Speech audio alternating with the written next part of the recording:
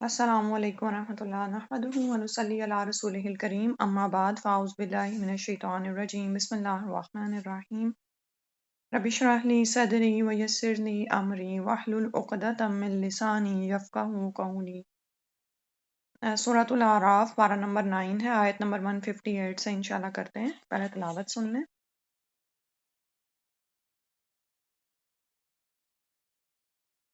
قل يا أيها الناس إني رسول الله إليكم جميعا الذي له ملك السماوات والأرض لا إله إلا هو يحيي ويميت فآمنوا بالله ورسوله النبي الأمي الذي يؤمن بالله وكلماته واتبعوه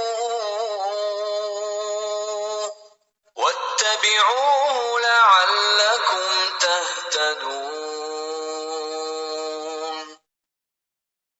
قل کہہ دیجئے یا ایہا الناس، اے لوگو، انی بے شک میں رسول اللہ اللہ کا رسول ہوں، الیکم تمہاری طرف، جمیعہ سب کی طرف، الذی وہ ذات، لہو جس کے لیے ہے، ملک السماواتی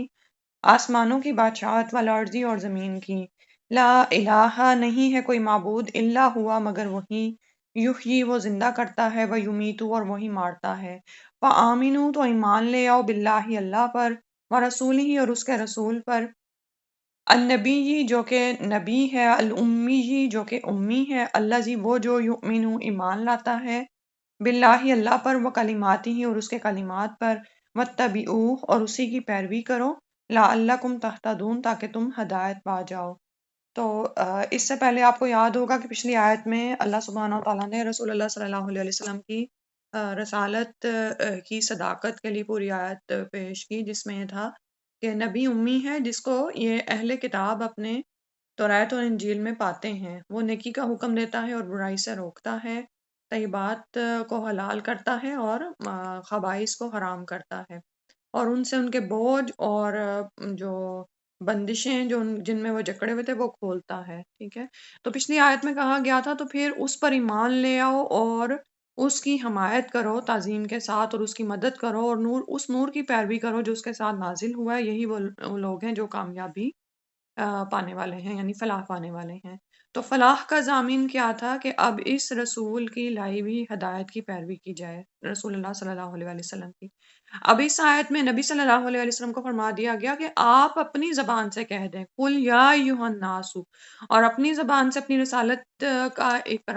دعویٰ کریں، اور پھر یہ کہ سارے انسانوں کے لیے، یا ایھا الناس تمام انسانوں کو پکار ہے، انی رسول اللہ علیکم، میں اللہ کا رسول ہوں تمہاری طرف، جمیعاً سب کی طرف۔ ٹھیک ہے، یعنی اس سے معلوم ہوتا ہے کہ آپ سابقہ انبیاء علیہم السلام کی طرح نہ تو کسی خاص نسل کی طرف اتارے گئے، نہ قوم کی طرف، نہ ہی علاقے کی طرف، بلکہ آپ کا حلقہ تبلیغ پوری دنیا کے انسان ہے اور سارے کے سارے لوگ ہیں۔ ٹھیک ہے، اور پھر یہ کہ آپ وقتی طور پر یا کسی خاص زمانے کے بھی پیغمبر نہیں تھے، بلکہ قیامت تک کے لیے پیغمبر ہیں۔ ٹھیک ہے، اور سبحان اللہ، آپ صلی اللہ علیہ وسلم کی رسالت کی گواہی اور آپ کے بارے میں بشارتیں تمام نبیوں نے آ کر دیں۔ ٹھیک ہے، مختلف طرح سے، جیسے توریت اور انجیل میں تو ہم پڑھتے ہیں نا، اسی طرح سے باقی انبیاء نے بھی آپ کی رسالت کی گواہی دی اور آپ کے آنے کا بتایا۔ ٹھیک ہے، اور آپ صلی اللہ علیہ وسلم نے کیا فرمایا کہ میں خاتم النبیین ہوں، یعنی مجھ پر انبیاء کی مہر ہے کہ میرے بعد اب کوئی نبی نہیں ہوگا۔ ٹھیک ہے، تو رسول اللہ صلی اللہ علیہ وسلم کی جو رسالت ہے وہ کسی خاص علاقے کے لیے نہیں ہے، بلکہ قیامت تک کے لیے آپ ہی پیغمبر ہیں، اور آپ کی رسالت کا کام تا قیامت جاری رہے گا، کیونکہ آپ صلی اللہ علیہ وسلم خاتم النبیین ہیں۔ ٹھیک ہے، اور آپ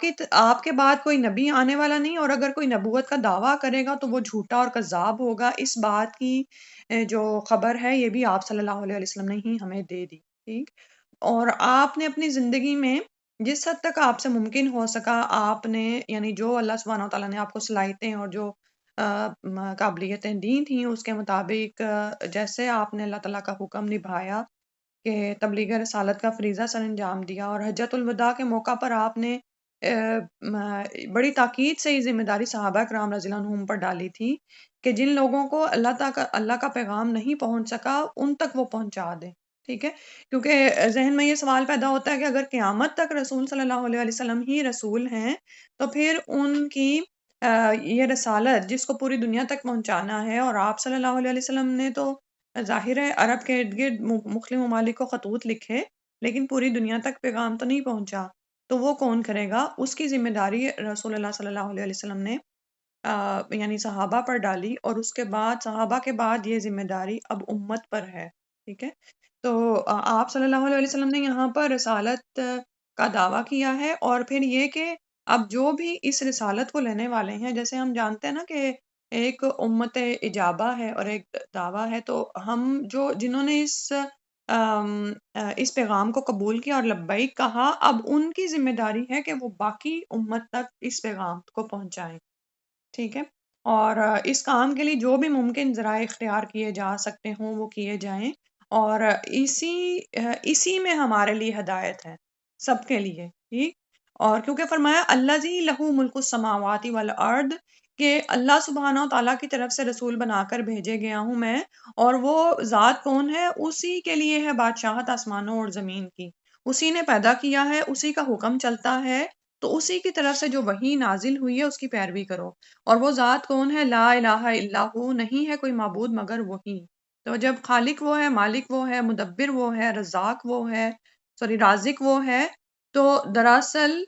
وہی معبود ہے، وہی عبادت کے لائق ہے، یعنی اور پھر یہ کہ جو بھی ہم اللہ سبحانہ و تعالیٰ کی صفات پڑھتے ہیں، آیت الکرسی میں جیسے ہم نے پڑھی اور پیچھے بھی آئیں، تو اس سے کیا ثابت ہوتا ہے کہ یعنی جیسے آیا تھا نا پیچھے کہ وہ کیسے اس بچڑے کو انہوں نے معبود بنا لیا، جبکہ وہ کلام بھی نہیں کرتا اور نہ ہی ان کو راستہ دکھاتا ہے۔ تو معبود تو وہ ہے جو کہ راستہ دکھاتا ہے اور کلام بھی کرتا ہے، اور تمہاری دعاؤں کو، تمہاری پکار کو پہنچتا ہے، تو وہی معبود ہو سکتا ہے، اس کے علاوہ کوئی معبود نہیں۔ یحیی، وہی زندہ کرتا ہے، و یمیت، وہی مارتا ہے، موت اور حیات بھی اسی کے ہاتھ میں ہے۔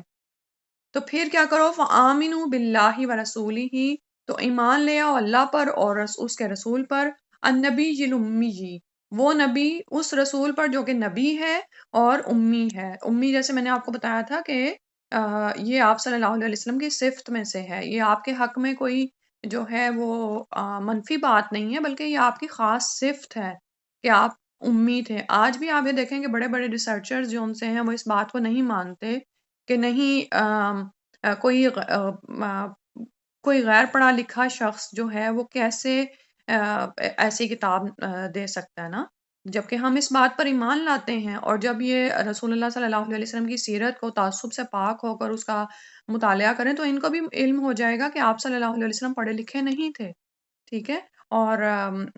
تو پھر ایسا کلام وہ کیسے لے کر آئے؟ یہی تو آپ صلی اللہ علیہ وسلم کی صداقت کا سب سے بڑا ثبوت ہے کہ پھر ایسا کلام اس لیے لے کے آئے کہ یہ کلام انہوں نے نہیں دیا بلکہ یہ اللہ کی طرف سے ان کو دیا گیا تھا۔ الذی یؤمن باللہ، اور وہ رسول کون ہے؟ وہ خود اللہ پر ایمان لاتا ہے، کیونکہ ہر نبی اور ہر رسول پر یہ فرض ہوتا ہے کہ وہ جو پیغام دے رہا ہے سب سے پہلے وہ اپنی نبوت اور رسالت پر خود ایمان لے آئے گا، پھر دوسروں کو اس کی دعوت دے گا۔ وکلماتی ہی، اور اس کے کلمات پر ایمان لاتا ہے، اس کے ارشادات پر ایمان لاتا ہے، جو اللہ تعالیٰ کے احکامات ہیں اور جو باتیں اللہ نے بتائی ہیں ان سب پر وہ ایمان لاتا ہے۔ وَاتَّبِعُوهُ، تو ہمارے لیے کیا ہے کہ اسی کی پیروی کرو، اور ہمارے لیے بھی اور ساری دنیا کے لیے بھی جہاں بھی یہ پیغام پہنچے، اور اسی کی پیروی کرو لعلکم تہتدون، تاکہ تم ہدایت پا جاؤ۔ اسی میں تمہارے لیے ہدایت کا راستہ ہے۔ رسول صلی اللہ علیہ وسلم کی زندگی میں ہر شخص کے لیے ہدایت ہے، یعنی ہر گوشہ زندگی میں ہدایت اللہ کے رسول صلی اللہ علیہ وسلم کی پیروی کرنے میں ہی ہے، ٹھیک ہے؟ یعنی یہ کوئی یہ نہیں کہہ سکتا کہ میں تو آپ صلی اللہ علیہ وسلم کی زندگی سے ہدایت نہیں لے سکتا، نہیں، سبحان اللہ،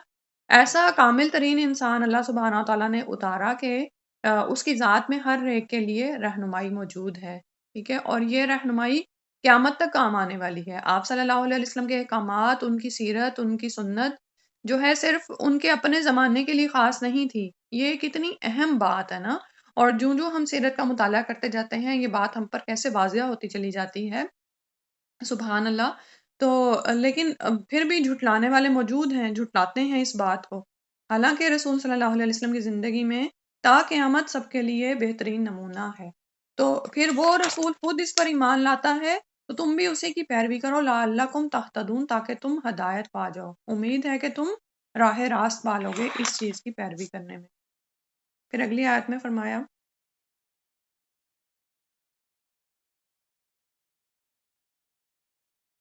ومن قوم موسى أمة يهدون بالحق وبه يعدلون۔ ومن قومی موسیٰ، اور موسیٰ علیہ السلام کی قوم میں سے امتن ایک گروہ ہے، یہدونا وہ ہدایت دیتا ہے، بالحق کی حق کے ساتھ، وبہ یعدلون اور وہ اسی کے ساتھ انصاف کرتے تھے۔ یعنی اب یہ دیکھیں قرآن کا انداز کیا ہے کہ بنی اسرائیل کی صرف وہ جو نافرمان لوگ تھے انہی کا ذکر نہیں آیا، بلکہ وہ لوگ جو ہدایت پر تھے ان کا بھی ذکر قرآن کرتا ہے۔ یہ قرآن کا کیسا منصف انداز ہے نا، کہ فرمایا کہ ومن قومی موسیٰ، اور موسیٰ علیہ السلام کی قوم میں سے امتن ایک گروہ ایسا بھی ہے کہ جو یہدون بالحق کی حق کے ساتھ رہنمائی کرتے تھے، وبہ یعدلون اور وہ اسی کے ساتھ انصاف کرتے تھے۔ تو یہ اس سے مراد یہ بھی ہو سکتا ہے کہ دور رسول صلی اللہ علیہ وآلہ وسلم میں یہودیوں میں سے ایک گروہ ایسا تھا جو انصاف پسند تھا، اگرچہ کہ یہ گروہ قلیل تعداد میں تھا، لیکن تاہم اس آیت کو آپ اس زمانے سے مخصوص نہیں کر سکتے، ٹھیک ہے، کہ یعنی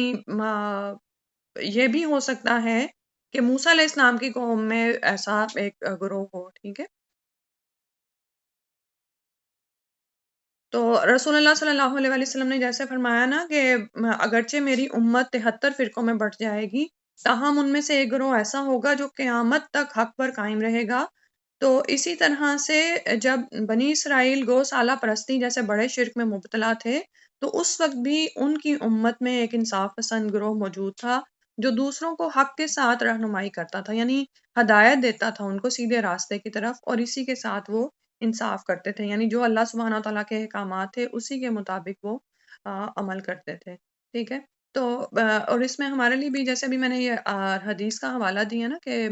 قیامت تک ایک گروہ حق پر قائم رہے گا، تو آپ یہ دیکھیں کہ اس امت کے لیے فرمایا گیا کہ یہ امت گمراہی پر اکٹھی نہیں ہو سکتی، ٹھیک ہے۔ تو اور یعنی بعض اوقات ہم لوگ سم ٹائمز پریشان ہوتے ہیں نا کہ یہ کیسی بات ہے، اتنے زیادہ اختلافات کیوں ہیں؟ تو آپ یہ دیکھیں کہ وہ اختلافات فروعی مسائل میں تو ہو سکتے ہیں، جو بنیادی عقائد ہیں وہ تمام اس پر کسی کا بھی اختلاف نہیں ہے، کبھی بھی اس پر اجماع نہیں ہوتا، اجماعی امت نہیں ہوتا، ضرور کوئی نہ کوئی ایک حق پرست ایسا ہوتا ہے جو اس کے خلاف اٹھ کھڑا ہوتا ہے اور اس کو ختم کرتا ہے۔ اور اس کی کتنی ہی مثالیں ہم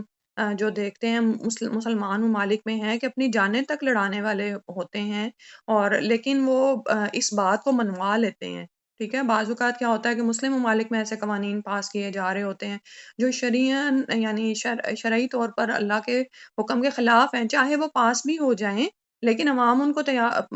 ماننے کو تیار نہیں ہوتی ہے۔ اسی طرح جیسے ابھی میں نے یہ اس کا حوالہ دیا کہ رسول صلی اللہ علیہ وسلم نے پیشین گوئی فرمائی کہ میرے بعد جھوٹے نبی ہوں گے، تو ایسا جھوٹا نبی آئے اور انہوں نے اپنے پیچھے امتوں کو گمراہ بھی کیا، لیکن ہم دیکھتے ہیں کہ اس پہ نعوذ باللہ پوری امت تو گمراہ نہیں ہوئی، پوری امت تو پیچھے نہیں چل پڑی، ان کا تو اجماع نہیں ہو گیا نا۔ تو اس میں ہمارے لیے بڑی ہی وہ ایک رہنمائی کی بھی بات ہے کہ بعض اوقات ہم دین کے بارے میں اختلافات اور شکوک و شبہات کا شکار ہو جاتے ہیں، تو ہمارے اندر یہ یقین ایمان ہونا چاہیے کہ یہ وہ دین ہے، یعنی ایک جماعت ایسی ہے جو کہ حق پر قائم رہے گی، ٹھیک ہے۔ تو ہم اس کے بنیادی جو عقائد ہیں اس کو پکڑ لیں اور ان کے بارے میں شکوک و شبہات کا شکار نہ ہو۔ اور باقی یہ ہے کہ عمل کی یہی بات ہے کہ ہم کس جگہ پر کھڑے ہیں، یعنی ہر قوم میں اگر ایسی بات ہوتی ہے کہ کچھ گمراہ ہوتے ہیں، نافرمان ہوتے ہیں، لیکن قوم موسیٰ میں سے بھی ایک گروہ ایسا تھا کہ یہدون بالحق وبہ یعدلون، تو ہم کہاں پر ہیں، ٹھیک ہے۔ پھر اس کے بعد فرمایا وقطعناهم 12 أسباطا أمما وأوحينا إلى موسى إذ استسقاه قومه أن اضرب بعصاك الحجر فانبجست منه 12 عينا قد علم كل أناس مشربهم وظللنا عليهم الغمام وأنزلنا عليهم المن والسلوى كلوا من طيبات ما رزقناكم وما ظلمونا ولكن كانوا أنفسهم يظلمون وقطعناہم، اور تقسیم کر دیا تھا ہم نے ان کو اس نتئی عشرتا، 10 یعنی 12 اسباتن قبیلوں میں، اممن گروہ بنا کر، ٹھیک ہے۔ اسباتن جو ہے سب سے ہے، اولاد کی اولاد کے لیے آتا ہے، نسل یعنی، اور پھر سب کا معنی پھیلنا بھی ہوتا ہے، یعنی جیسے سہولت کے ساتھ نا پھیلنا، جیسے نسلیں پھیلتی چلی جاتی ہیں آگے سے آگے، اس کے لیے آتا ہے، ٹھیک ہے۔ اور امت جو ہے، امما کا جو لفظ آیا ہے امت، جیسے ہم پیچھے بھی بار بار پڑھتے رہے ہیں، کسی بھی دینی جغرافیائی بنیاد پر جو لوگ اکٹھے ہو جاتے ہیں یا ایک رشتے میں منسلک ہو جاتے ہیں، وہ امت کہلاتے ہیں، قوم کہلاتے ہیں۔ یا بعض اوقات اگر کچھ لوگ ایک عہد میں موجود ہوں، یعنی ایک ہی دور میں پائے جائیں، تو ان کو بھی امت کہہ دیا جاتا ہے، ٹھیک ہے۔ تو اللہ تعالیٰ فرما رہے ہیں کہ ان کو تقسیم کر دیا ہم نے 12 قبیلوں میں گروہ بنا کر، وَأَوْحَيْنَا، اور وحی کی ہم نے، اِلیٰ موسیٰ، موسیٰ علیہ السلام کی طرف، اِذِ اسْتَسْقَاهُ، جب پانی مانگا اس سے، قومہ، اس کی قوم نے، أَنِ اضْرِبْ، کہ مارو، بِعَصَاكَ، اپنے عصے کو، الحجر، پتھر پر، فانبجست، تو پھوٹ نکلے، امبجست، یہ جو ہوتا ہے یہ تنگ جگہ سے پانی کا نکلنا ہوتا ہے، ٹھیک ہے۔ اسی طرح آپ کو یاد ہوگا سورہ البقرہ میں ہم نے فن فجرت پڑھا تھا، ٹھیک ہے۔ تو فن فجرت جو ہے دونوں معنیوں میں آتا ہے، لیکن بڑے پیمانے پر پھوٹ پڑنے کے لیے بھی آتا ہے، جیسے ایک دم سے گش ہوتا ہے نا، اس کے لیے انفجرت آتا ہے۔ تو یہ جو سورہ اعراف ہے یہ مکی صورت ہے، ٹھیک ہے، اور وہ مدنی ہے البقرہ۔ تو یعنی کہ یہ ہوا ہوگا کہ جیسے اب پتھر پر پانی، یعنی سوری وہ مارا گیا ہے عصا، تو جیسے پتھر سے پانی نکل ہے نا، تو بالکل وہ آپ نے کبھی دیکھا ہوگا کہ بالکل ایک لائن سی باریک تار سی آپ کو نظر آ رہی ہوتی ہے پہاڑوں میں سے نکلتی ہوئی، ٹھیک ہے۔ تو اس کے لیے امبجست آیا ہے، ٹھیک ہے۔ اور اس کے بعد پھر ظاہر ہے ایک دم سے اگر 12 جگہ سے انفجرت ہو جاتا، یعنی بڑے پیمانے پر پھوٹتا پانی، تو پھر تو اس کو کنٹرول کرنا مشکل ہو جاتا نا۔ تو شروع میں پھر لگتا ہے کہ تھوڑا تھوڑا کر کے نکلا، اور پھر ایک دم سے جیسے وہ گش اور پورا ایک ذخیرہ ہو گیا ہوگا نا، ٹھیک ہے۔ تو پھر ان دونوں میں کوئی بھی اختلاف نہیں پایا جاتا دونوں الفاظ میں۔ تو پھوٹ پڑے منہ اس سے، اس نتا عشرتا، 10 یعنی 12، عینن، چشمے، عین آنکھ کو بھی کہتے ہیں، چشمے کی جو شکل ہے نا، وہ اگر آپ کبھی ملاحظہ کریں، بلکہ گوگل پہ اگر آپ سرچ کریں گے نا تو زیادہ آپ کے لیے واضح ہوگی کہ وہ اوپر سے وہ چشمے کو دکھائیں گے تو بالکل آنکھ کی وہ صورت ہوتی ہے، اور جیسے آنکھ کے سائڈ سے آنسو نکلتا ہے نا، تو ویسے ہی اس کے وہ پھر چشمہ بن کے پھر آگے سے پانی پھوٹ رہا ہوتا ہے۔ قد تحقیق علمہ، جان لیا، کلو اناسن، ہر شخص نے، گروہ نے، مشربہم، اپنے گھاٹ کو، وظللنا، اور سایہ کیا ہم نے، علیہم، ان پر، الغمامہ، بادلوں کا، ٹھیک ہے۔ غم وہ چیز ہے نا جو چھا جاتی ہے، اسی لیے غم کو بھی غم کہتے ہیں۔ وانزلنا، اور نازل کیا ہم نے، علیہم، ان پر، المنّا، من، والسلویٰ، اور سلویٰ۔ المن جو ہے اس کے لیے مختلف طرح کے الفاظ آتے ہیں، کچھ یہ کہتے ہیں کہ یہ کھمبی کی طرح کی چیز تھی، اور کچھ کہتے ہیں کہ یہ یعنی درختوں کے پتوں پر چپک جاتی تھی ببل کی طرح، اور میٹھی سی کوئی چیز تھی، ٹھیک ہے۔ تو جو بھی چیزیں ہوں، اس سے پتہ چلتا ہے کہ ایک سے زیادہ بھی ہو سکتی ہیں۔ اور کھمبی کے بارے میں سن رہی تھی کہ یہ آنکھوں کے لیے بڑی اچھی چیز ہے، ٹھیک ہے۔ اور آپ یہ دیکھیں کہ کھمبی آج بھی کتنی زیادہ یہ پاپولر ہو گئی، اب تو پزا پہ بھی کبھی کبھار نظر آتی ہے، لیکن اس میں بھی اس کی مختلف اقسام ہے، کچھ بہت زیادہ زہریلی ہوتی ہیں۔ اس کے بعد وسلویٰ، اور سلویٰ اتارا، سلویٰ بٹیر تھے، اور بٹیر یہ ان کی پہنچ میں کر دیے گئے تھے، ٹھیک ہے۔ یعنی بنی اسرائیل جس بٹیر کے لیے چاہتے تو اس کو اسی وقت اگر وہ اس حد تک ہوتا کہ اس کو پکا کے کھا لیں تو پکا لیتے، ادروائز اس کو چھوڑ دیتے کہ تھوڑا سا بڑا ہو جائے تو پھر کھا لیں گے، ٹھیک ہے۔ تو اللہ تعالیٰ نے کس طرح سے ان پر نعمتیں اتاری ہیں کہ من اور سلویٰ کا اہتمام وہیں پر ہی کر دیا، پھر فرمایا کلو کھاؤ من طیباتی پاکیزہ چیزوں میں سے ما رزقناکم جو دیا ہم نے تم کو۔ اب آگے ہم پڑھیں گے کہ یہ جو من اور سلوہ ہے ان کے لیے صحرا میں اتر رہا ہے جہاں پر وہ بدوؤں جیسی زندگی گزار رہے ہیں، لیکن وہاں پر بھی فرمایا جا رہا ہے پاکیزہ چیزوں میں سے کھاؤ جو رزق ہم نے تم کو دیا ہے، ٹھیک ہے، یعنی وہاں پر بھی پاکیزگی کا، صفائی ستھرائی کا باقاعدہ اہتمام کرو۔ وما ظلمونا اور نہیں ظلم کیا ہم نے، لیکن کانو تھے وہ انفسہم اپنے ہی نفسوں پر یظلمون وہ ظلم کرتے تھے۔ تو بنی اسرائیل کی مردم شماری یہاں پر ہو رہی ہے کہ اللہ سبحانہ تعالیٰ نے ان کو 12 قبائل میں بانٹ دیا، ٹھیک ہے،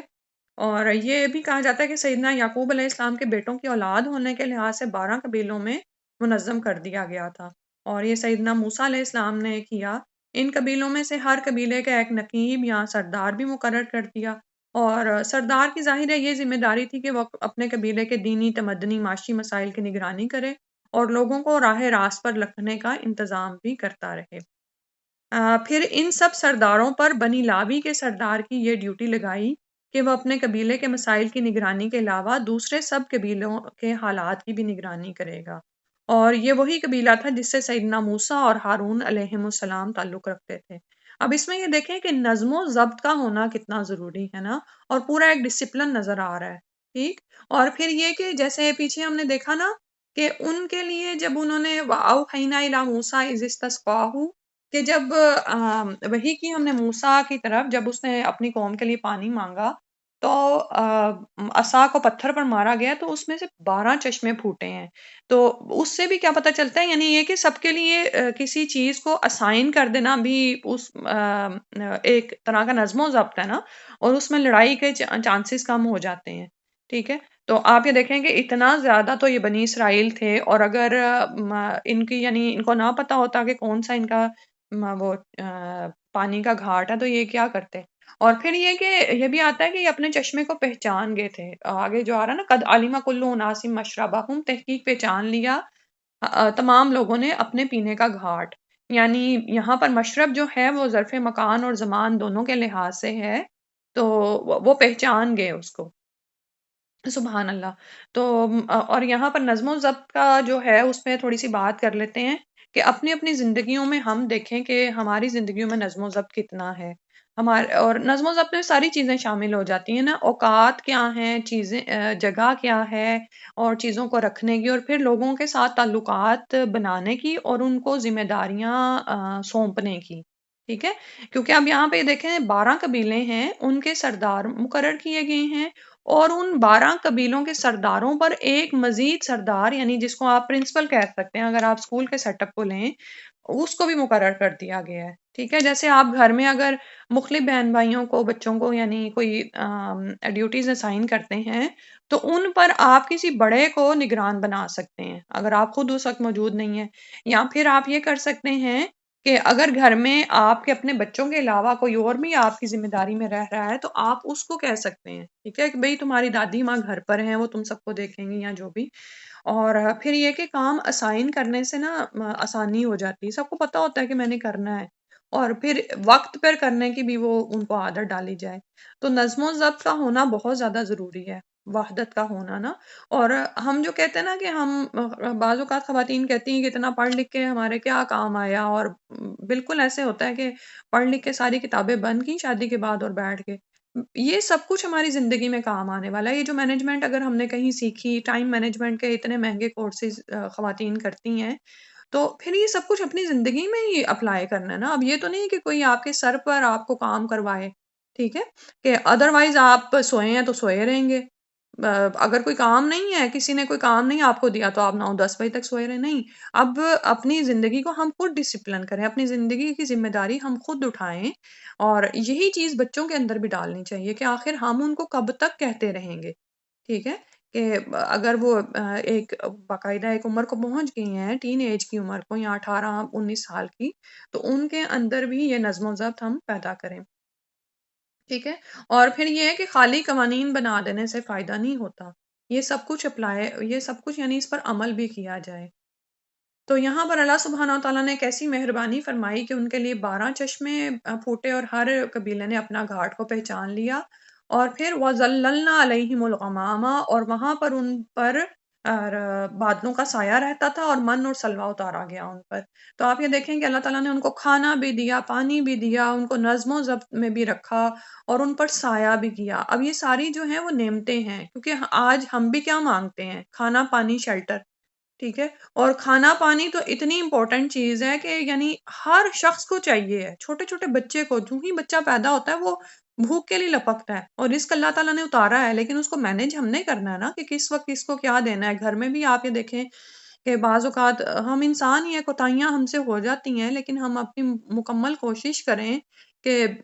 بچوں کو کیا کیا دیا ہے اور کیا ان کے پیٹ میں جا رہا ہے۔ اور کلوا من طیبات ما رزقناکم، یہ بھی بڑا اہم پوائنٹ ہے کہ پھر وہاں پر کہا گیا کہ کھاؤ پاکیزہ چیزوں میں سے جو رزق ہم نے تم کو دیا ہے، ٹھیک ہے؟ یعنی اگر پھر یہ کہ اگر وہ گل سڑ جاتا ہے یا کچھ اور ہو جاتا ہے تو پھر وہ اب تمہارے لیے پاکیزہ نہیں رہا، ٹھیک ہے؟ اور پھر طیب میں حلال بھی شامل آ جاتا ہے۔ طیب کا حکم آپ یہ دیکھیں کہ یہاں پر دیا جا رہا ہے، اور طیب کا حکم بار بار دیا گیا ہے، حتیٰ کہ انبیاء کو بھی اس کا حکم دیا گیا ہے، تو اس چیز کی کتنی زیادہ اہمیت ہے۔ آپ اگر صرف ہم اس بات پر، اس آیت سے اگر ہم اپنی زندگی کے لیے کچھ پوائنٹس لے لیں، اپنی زندگی کو نظم و ضبط پہ لے آئیں، لوگوں کے کھانے پینے اور ان کی رہائش کا بندوبست کریں، جو ہمارے یعنی ہے نا، یعنی جو ہماری سرپرستی میں آتے ہیں، بچے ہیں نا سارے، ہیں جو ہمارے گھروں میں رہتے ہیں، ان کے رات کے کھانے پینے، سونے کا، اور شیلٹر میں یہ چیزیں بھی آتی ہیں نا کہ اگر باہر موسم جیسا ہے ویسا ان کو پہننے کی تلقین کی جائے، ٹھیک ہے؟ اور پھر یہ کہ طیب اگر ہم اس پر بھی فوکس کریں نا، تو آپ یہ دیکھیں کہ یہ وہ چیزیں ہیں جو انسان کی کیمسٹری کو بدلتی ہیں، اللہ کی فرما برداری کی طرف لے کر آتی ہیں۔ جتنا زیادہ نعوذ باللہ چیزوں میں خبائث شامل ہوتا چلا جاتا ہے نا، اتنا ہی، کیونکہ وہ پھر نافرمانی ایک تو ہو گئی اللہ کی، تو پھر آگے سے آگے ہوتی چلی جاتی ہیں۔ تو خود بھی ان چیزوں پر فوکس کریں اور بچوں کا بھی، کیونکہ کھانا پینا کوئی عام چیز نہیں ہے۔ بعض اوقات کیا ہوتا ہے کہ ہم کچن میں کام کر رہی ہوتی ہیں تو ہمیں یہ لگتا ہے کہ پتہ نہیں یہ کیا ہم کام کر رہی ہیں، حالانکہ اس سے تو بڑھ کے کام ہمارے دین کے ہیں، یہ بھی دین کا ہی کام ہے۔ آپ یہ دیکھیں کہ کھانے پینے کو کھانا کھلانے کو ثواب کا کام بتایا گیا، اور افضل کاموں میں سے بتایا گیا، ٹھیک ہے؟ تو لیکن اس میں یہ نہیں کہ حد سے نہیں بڑھنا چاہیے، ایک اعتدال ہو۔ تو آگے اللہ تعالیٰ نے فرمایا وَمَا ظَلَمُونَا وَلَٰكِن كَانُوا أَنفُسَهُمْ يَظْلِمُونَ، کہ ہم نے ان پر ظلم نہیں کیا تھا، لیکن انہوں نے کیا کیا کہ باوجود ان تمام نعمتوں کے اللہ تعالیٰ کی ناشکری کرنا شروع کر دی، اس کی نافرمانیاں شروع کر دیں، اور تاکیدی حکم ان کو آیا تھا کہ من و سلوہ کو محفوظ نہیں کرنا، لیکن انہوں نے اس کو ذخیرہ کرنا شروع کر دیا اور دوسروں کو اس سے محروم کرنا شروع کر دیا، تو پھر ان کو ان نافرمانیوں کی سزا خود ہی بھگتنا پڑی۔ تو اللہ تعالیٰ کا کیا بگڑتا ہے ان سے؟ وہ کہ انہوں نے جو ظلم کیا تو اپنی ہی نفسوں پر، اللہ پر وہ ظلم کرنے والے نہیں تھے، نعوذ باللہ۔ تو اسی طرح آپ یہ دیکھیں کہ اگر ہم بھی آپ اپنی زندگیوں میں دیکھیں کہ بعض اوقات گھروں میں بہت زیادہ ہم لا کے رکھ دیتے ہیں فریج میں اور سیو کر دیتے ہیں کہ پتہ نہیں دوبارہ مارکیٹ کا چکر لگے یا نہ لگے، اور پھر ہماری اتنی ہمت نہیں ہوتی کہ کوئی پھل سبزی جس کے بارے میں ہمیں ہے کہ آج ختم نہیں ہوگا اور کل اس کا ٹیسٹ بدلے گا یا کچھ اور ہوگا، ہم کسی کو نہیں دیتے ہیں، اور الٹا پھر وہ 2-3 دن بعد ڈسٹ بن میں جاتا ہے، تو وہ دل کو کچھ ہوتا نہیں ہے کہ کتنے اب آج کل ہم انہی لوگوں کو یاد کر لیں، کیونکہ یہاں پر جب سائے کی بات ہو رہی ہے نا، تو خاص طور پر آپ کے ذہنوں میں بھی ترکی اور سیریا ہی آ رہے ہوں گے کہ آپ یہ دیکھیں کہ وہ بیچارے اتنے زیادہ خوفزدہ تھے کہ بلڈنگز کے اندر تو نہیں جا سکتے، اور پھر یہ کہ باہر سردی کے مارے وہ یعنی سردی میں مریں کہ اندر جا کے خوف میں مریں، ملبے کے نیچے آ کے مریں، نعوذ باللہ من ذالک۔ اور ایسی کتنی بے شمار کہانیاں ہیں جو کہ ایک ایک کر کے اب منظر عام پر آئیں گی، اور صرف 45 سیکنڈ لگے ہیں جو ان پر آ کر ٹوٹی ہے۔ تو ہم پھر سوچیں کہ ہم جن نعمتوں میں پل بڑھ رہے ہیں تو کیا ہم اس کا شکر ادا کر رہے ہیں؟ کیونکہ جب بنی اسرائیل نے ان نعمتوں پر شکر نہیں ادا کیا تو اللہ تعالیٰ فرما رہے ہیں یہ اپنے ہی نفسوں پر ظلم کرنے والے تھے کہ انہوں نے خالق حقیقی کو ہی نہیں پہچانا۔ اور ہم صبح جب کرتے ہیں تو ہمارے گھروں میں ایک دن کا کھانا، سایہ، سب کچھ موجود ہوتا ہے، تو سمجھے کہ آپ تو بادشاہ ہیں، لیکن اس کے باوجود بھی ناشکری کا یہ حال ہے کہ ہم کوئی نہ کوئی چیز لے کے ہم صبح سے ہی پریشان ہونا شروع ہو جاتے ہیں، ہے نا ایسا ہماری زندگی میں کہ کوئی نہ کوئی ہم اور غم ہمیں دنیا کا ہی لگا ہوتا ہے کہ میرا وہ فلاں کام رکا ہوا ہے، پتہ نہیں کب ختم ہوگا۔ تو میں پھر اپنے آپ کو بھی جو ہے وہی کہوں گی کہ جیسے ہم نے پیچھے پڑھا نا کہ اس دعوت کو پوری دنیا تک پہنچانا ہے، اس امت کی ذمہ داری ہے، تو صبح اٹھتے ہی کوئی نہ کوئی اپنی زندگی میں ایسا کام کریں کہ پھر تسلی ہو رات کو سونے سے پہلے کہ اچھا میں نے کچھ کیا تھا، ٹھیک ہے؟ اور اس سے آپ یہ دیکھیں گے کہ آپ کے کاموں کا ذمہ اللہ تعالیٰ اٹھا لیں گے، ٹھیک؟ اور دوسری طرف یہ ہے کہ اپنے کاموں کا ذمہ ہم خود ہی اٹھائے رکھتے ہیں، ہلکان رہتے ہیں، اللہ کی طرف رجوع نہیں کرتے، اور پھر اسی ہم اور غم میں سارا دن میں گزر جاتا ہے۔ اچھا، اس کا جو پیچھے سارا جو پس منظر ہے وہ میں نے یہاں پہ آپ کے سامنے دوبارہ ذکر نہیں کیا، لیکن ہم جانتے ہیں کہ ان لوگوں نے ہوا کیا تھا کہ جب یہ وہاں سے نکلے ہیں اور قوم عمالقہ کے سامنے پہنچے، تو وہ قوم عمالقہ ایک بہادر قوم تھی، جو بابرین تھے۔ تو موسیٰ علیہ السلام نے ان کو فرمایا کہ تمہارے لیے فتح کی بشارت ہے، تم ان سے لڑو اور یہ زمین تمہاری ہے۔ لیکن انہوں نے کہا کہ نہیں، تم اور موسیٰ ہی تم اور تمہارا خدا جا کے لڑو، ہم تو یہاں بیٹھے ہیں، ٹھیک ہے؟ تو بزدلی کا مظاہرہ کیا، تو اللہ تعالیٰ نے ان کو اس میدان تی میں چھوڑ دیا تھا۔ یہ جس میدان کے بھی یہ ساری باتیں ہمارے سامنے آ رہی ہیں نا، کہ وہاں پر موسیٰ علیہ السلام نے اپنی قوم کے لیے پانی مانگا، تو میدان تیہ بھی اس کو اس لیے کہا جاتا ہے کہ یہ تیہون کا لفظ آتا ہے کہ وہ ان کو بھٹکنے پھرنے کے لیے چھوڑ دیا گیا تھا، یعنی ایسا میدان تھا جس میں یہ بھٹکتے پھرتے تھے، اور صبح چلنا شروع کرتے تو شام کو اسی مقام پر واپس پہنچ جاتے تھے، کیونکہ اللہ کی رضا نہیں تھی نا کہ یہ یہاں سے نکلیں۔ تو پھر کیا ہوا کہ جب یہ لوگ یہاں پر رہے بسے، اور اس کے بعد وہ نسل جس کے اندر غلامی کے جراثیم رچ بس گئے تھے وہ مر کھپ گئی، اور جو دوسرے لوگ پیدا ہوئے وہ چونکہ ایسے یعنی کہنا چاہیے کہ صحرائی زندگی میں بڑے ہوئے تھے، جرت اور دلیری ان کے اندر تھی، تو وہ جہاد کے لیے پھر تیار ہوئے جس کا انہیں حکم دیا گیا تھا۔ اور ایک جو بات جو یہاں پر سلوا کا ذکر آیا، تو اس میں آپ یہ دیکھیں کہ من اور سلوا کا ذکر آیا نا، جو کہ افضل کھانوں میں سے ہے نا، تو سلوا جو ہے بٹیر ہے، تو اسی لیے کہا جاتا ہے کہ پرندوں کا گوشت جو ہے وہ سب کھانوں میں افضل ہے، اور اس کا ذائقہ بھی زیادہ ہوتا ہے۔ یعنی یہاں پہ یہ نہیں آیا کہ ان کے لیے کوئی بقرہ اتاری گئی یا کوئی غنم آئی تھی، ٹھیک ہے؟ اس کے بعد اگلی آیت دیکھتے ہیں۔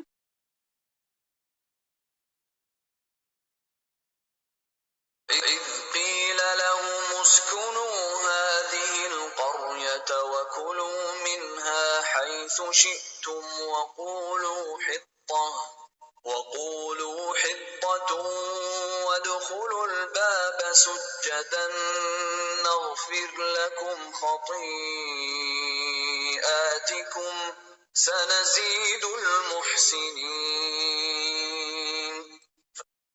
وائز اور جب قیلا کہا گیا لہم ان کے لیے اسکنو بسو حاضح القریتا اس بستی میں، وکلو اور کھاؤ منہا اس میں سے، حیثو جہاں سے، تم چاہو تم، وقولو اور کہو حتتن حتہ، وادخلو اور داخل ہو جاؤ، البابا دروازے سے، سجدن سجدہ کرتے ہوئے، نغفر لکم ہم بخش دیں گے تمہیں، تمہارے لیے، خطیئاتکم تمہاری خطاؤں کو، سنزیدو ان قریب ہم زیادہ دیں گے، المحسنین احسان کرنے والوں کو۔ تو یہ غالباً اریحا کا شہر تھا جو سب سے پہلے بنی اسرائیل کے ہاتھوں فتح ہوا، یہاں پر انہیں آباد ہونے کا حکم دیا گیا، جیسے پیچھے بتایا نا کہ پیچھے انہوں نے عمالقہ سے جنگ کرنے کو انکار کیا، تو اس کے بعد جب نئی نسل آئی ہے تو اس نے یہاں پر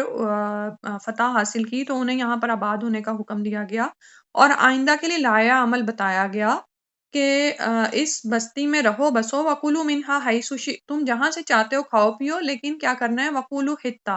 کہ کہو حتتن، یہ بالکل ویسے ہی ہے جیسے ہم استغفار پڑھیں، وادخلوا الباب سجدن اور بار دروازے سے داخل ہو جاؤ سجدہ کرتے ہوئے، یعنی فاتحانہ انداز سے نہ داخل ہونا، تکبر کرتے ہوئے نہیں بلکہ عاجزی سے داخل ہونا ہے۔ اور اس میں ہم دیکھتے ہیں کہ نبی صلی اللہ علیہ وسلم کی سیرت کیا ہے کہ رسول اللہ صلی اللہ علیہ وسلم فتح مکہ کے موقع پر آپ صلی اللہ علیہ وسلم نے سجدہ شکر بھی ادا کیا، اور جس وقت آپ کی اونٹنی داخل ہو رہی تھی تو آپ کی گردن جھکی ہوئی تھی، ٹھیک ہے؟ اور عجز و انکساری رسول اللہ صلی اللہ علیہ وسلم کی پہلے سے بھی بڑھ گئی تھی، حالانکہ یہ کوئی چھوٹی بات نہیں تھی، مکہ کا فتح ہو جانا، جو مکہ کا فاتح ہوتا تھا نا وہ سمجھو پورے عرب کا سردار ہے،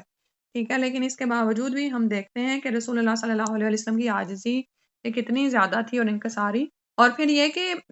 رسول صلی اللہ علیہ وسلم فتح مکہ کے بعد پہلے سے بھی زیادہ اللہ کی عبادت کرنے لگے، اور فتح کے بعد اپنے قدیمی دشمنوں سے انتقام لینے کی بجائے آپ صلی اللہ علیہ وسلم نے ان کے لیے عام معافی کا اعلان کر دیا تھا، ٹھیک ہے؟ تو یہی ان سے مطلوب تھا کہ تم لوگ یہاں پر مغفرت طلب کرتے ہوئے اور دروازے سے سجدہ کرتے ہوئے داخل ہونا، نغفر لکم خطیئاتکم، تو تمہارے گناہوں کو ہم بخش دیں گے، اور ان قریب احسان کرنے والوں کو زیادہ دیں گے، یعنی جو اس سے بھی بڑھ کر کرے گا اس کے لیے مزید بھی ہے۔ لیکن انہوں نے کیا کیا؟ فبدل الذين ظلموا منهم قولا غير الذي قيل لهم فأرسلنا عليهم رجزا من السماء بما كانوا يظلمون۔ فبدلا، تو بدل دیا، الذین، ان لوگوں نے، ظلموا، جنہوں نے ظلم کیا، منہم، ان میں سے، یعنی سب نے نہیں بلکہ ان میں سے کچھ نے، قولاً، بات کو، غیر الذی، علاوہ اس کے جو، قیل لہم، کہی گئی تھی ان سے، فارسلنا، تو بھیجا ہم نے، علیہم، ان پر، رجزا من السماء، آسمان سے عذاب، اور یہ عذاب کہتے ہیں کہ طاعون کی شکل میں تھا، بما کانوا یظلمون، بوجہ اس کے جو وہ ظلم کرتے تھے۔ تو انہوں نے اللہ سبحانہ وتعالیٰ کے حکم کی پوری پوری خلاف ورزی کی، فتح کے بعد ان میں عاجزی پیدا ہونے کے بجائے مزید تکبر پیدا ہوا، اور اموال غنیمت میں بھی انہوں نے جی بھر کر خیانت کی، اور مفتوحہ تشدد کو روا رکھا۔ یعنی وہ سب کچھ کیا جو دنیا دار قسم کے لوگ ایسے موقع پر کرتے ہیں، تو اللہ تعالیٰ نے ان پر عذاب نازل فرمایا۔ یہ عذاب کیا تھا، اس کے متعلق مفسرین کے دو اقوال ہیں۔ ایک یہ کہ ان میں طاعون کی وبا پھوٹ پڑی، اور دوسرا یہ کہ دشمن قوم نے بنی اسرائیل کو پھر سے شکست دے کر بنی اسرائیل کو بے دریغ قتل کیا۔